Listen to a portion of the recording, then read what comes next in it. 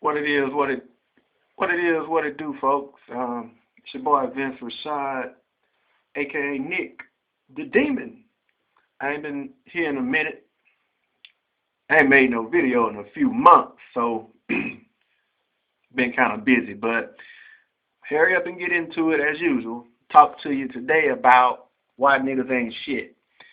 And by me saying that, I don't mean that we as black men have no worth and that we actually ain't shit. But I'm going to tell you where that propaganda comes from and exactly how it's, a white supremacist bunch of bull jive. I'm going to go through this real fast, so listen very closely. I ain't talking too fast, you're listening too slow if you don't get it.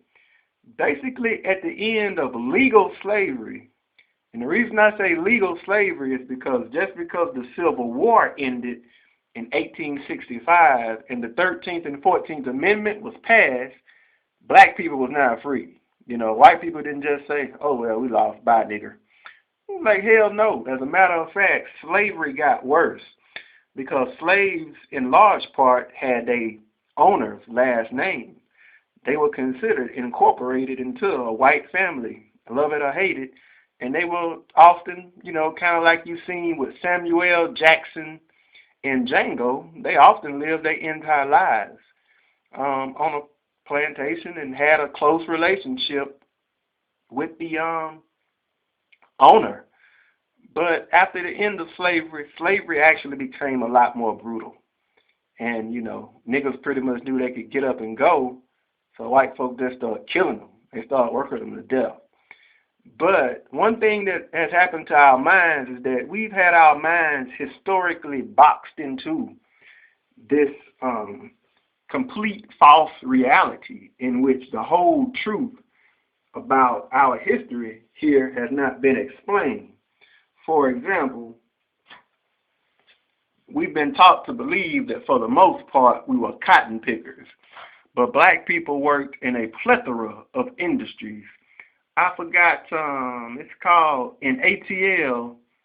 As a matter of fact, if you live in Atlanta, and if you go to work on, what's that, I-75, that 85, that makes the circle all the way around Atlanta. I think that's 85.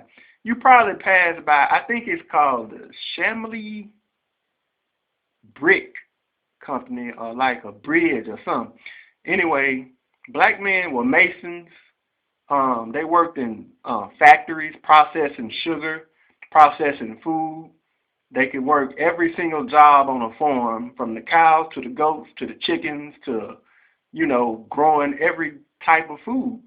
And, one of the biggest industries black men worked in was the charcoal and the iron industry in Birmingham, Alabama. There's many of niggas right up there in Birmingham who don't have no idea that in Birmingham, in them hills right around Birmingham, it's mass graves all around Birmingham. Because just like Samuel Jackson described to Django, that's what they did to niggas back then. You gonna turn big rocks into little rocks. They not gonna feed you. You get them in the lip, they cut your tongue off, good enough to where you don't bleed to death. And you try to run away, they cut your foot off. Now you got to turn big rocks to little rocks with no tongue and one foot.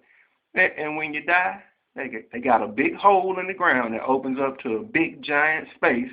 They call it the nigger hole. They going to throw you down in there, and that'll be the end of you. That's exactly how they did niggers. But my point is this.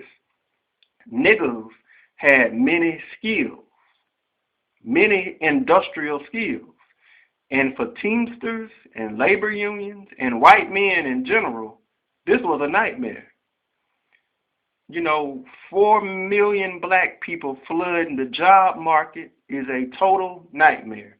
In the book, The Secret Relationship Between Blacks and Jews, and they actually talked about this at the Rainbow Coalition also, they passed a law, an invisible law. Kind of like a sister goes on a job interview, and It ain't written nowhere in state law or national law that your hair need to be straight and relatively Caucasian looking. You know not to go on a job interview with a fro or some dreads, halfway down your back. You probably ain't gonna get that job. They gonna think this bitch is some type of militant. But the unwritten rule that was passed after slavery, specifically around the 1890s and between 1890s and the 1920s, was do not let a nigga be caught with a tool in his hand. There was a lot of black men who had skills back then, right? And, the proudest thing they had was their wife, their family, and a toolbox. But when they passed that pretty much invisible law that says don't let a nigga be caught with a tool in his hand, they started confiscating toolboxes and any type of tool that a black man had. And a nigga was basically relegated to having to either go back to picking cotton, chopping sugarcane, some type of harsh, brutal form of labor. Well, lo and behold, all the way up until the 1940s, 50s, and 60s, they figured out a way to go ahead and lock the nigga out of the job market completely. And when I say this now, I'm not blaming black women. Alright, this is not a blame black women video. But there's a systemic process to making a nigga not shit. Number one, pre-1960s, if any black man was in the home with his woman and his children, naturally, when daddy go to fix something, build something, or, do a little side job for Miss Johnson down the street, he probably gonna take his boys with him to show them, this how you install a ceiling fan. This how you fix a broke pipe. This how you lay cement. This how you wire up some wiring, This how you put them doggone shingles on. You get what I'm saying? In other words, you had a man in the house who not only if he had a functional relationship with his wife, did he make everything all good, but he was just going to naturally pass these skills down to his children, specifically his boys. My granddaddy, he had him a brick house built in the 1970s, but for almost 40 years, from the late 1930s all the way up to the 1970s, my granddaddy and two of my uncles, they built all their houses from scratch. They literally needed nothing but hammers, nails, and saws, and some measuring tools. That's it. They lived in enough woods to where they just went and chopped down trees and made them some houses. Built their house from scratch. That's what a black man used to be worth. But in order to finally get rid of the nigga who was worth a shit and who was looked at by his woman as, the quality solid man that she could rely on, he can build a house. We ain't got to spend all type of money paying people to fix stuff. And just by having a good relationship with your woman, that energy and the process of knowing how to have a good relationship with a woman tends to pass off in a stable, functioning two-parent home. And I emphasize stable and functioning. Just because it's two parents don't always mean it's going to work. But they finally figured out how to break this up and how to lock niggas out of the job market forever. The prison industrial complex, number one, but also welfare and food stamps. And that's part of the reason why the rules in the welfare program pretty much state that a woman, it encourages women to not have any man there. Because if she got that income there, I've seen, I don't know how many times, where a female that either had to tell her man to quit his job or either he can't stay with her. And it just creates a cycle to where there's constantly men in and out of her home. But the crucial and the completely fucked up thing that's happening is that being that she's on that Section 8 housing and that and getting them welfare checks and them food stamps and living life as a single mother, the boys that are coming out of her, and that's if they come, with Planned Parenthood, they aborting over half the black babies that are conceived. That's if they come, those boys are going to live their entire life around a woman. No man to pass them down those industrial skills.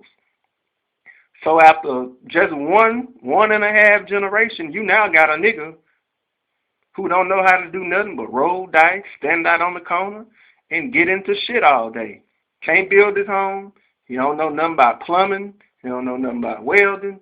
And in case he do want to do those things, they got a process that's probably going to be a pretty difficult hill to climb for a kid coming out of inner city Baltimore or Detroit.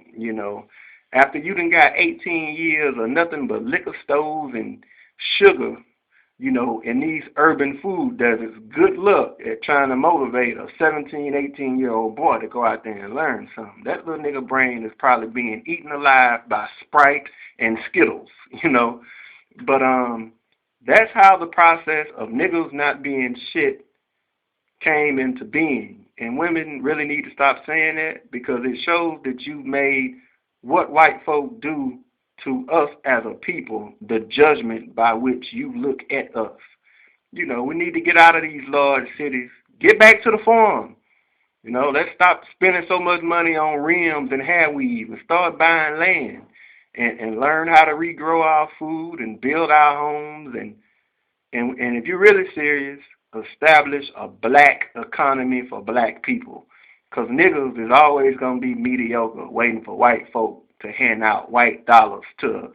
Matter of fact, they hand us $1 trillion a year, but they got the system set up to where niggas, do you see $1 trillion anywhere?